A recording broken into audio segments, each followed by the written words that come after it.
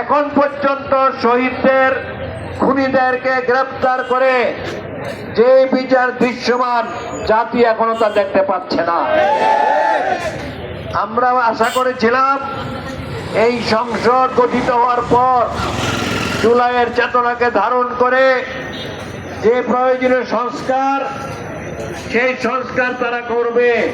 সংস্কারের পথে তারা হাঁটছে না, তারা সংবিধানের সংশোধনের পথে আগাচ্ছে। জাতি এটা মেনে নেবে না।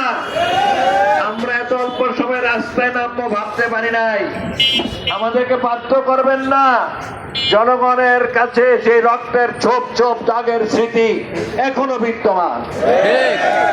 আমাদের ভাইদের বিচার যতক্ষণ না হবে, খুনিরা যতক্ষণ গ্রেপ্তার না হবে, আমরা রাজপথ ছাড়বো না ইনশাআল্লাহ। প্রয়োজনীয় সংস্কার করার জন্য যত সহযোগিতা আমরা করতে চাই আমরা রাজি আছি, কিন্তু তালবাহানা করলে আমরা কোনো ষড়যন্ত্র মেনে নেব না।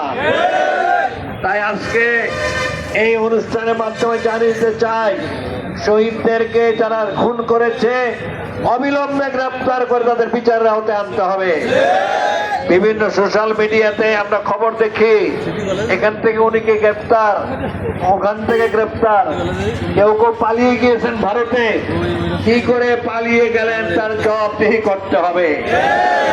কার আশ্রয়ে প্রশ্রয়ে এখনো ঘাপটি মেরে আছে তা জাতির সামনে পরিষ্কার করতে হবে।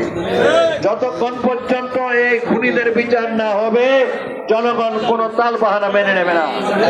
আজকের স্লোগান মূল কথা প্রতিবাদ্য, জান দিব জুলাই যাব না। আপনারা তো সবাই রাজি আছেন ইনশাআল্লাহ? প্রয়োজনে আবার যুদ্ধ হবে, আবার রক্ত দেব, এদেশের মানুষকে সত্যি আর মুক্তির ছাদ আমরা দেবো ইনশাআল্লাহ। জামাত আপোষ করার দল নয়, আমরা আপোষে বিশ্বাস করি না। আমরা যা স্পষ্ট বলতে চাই।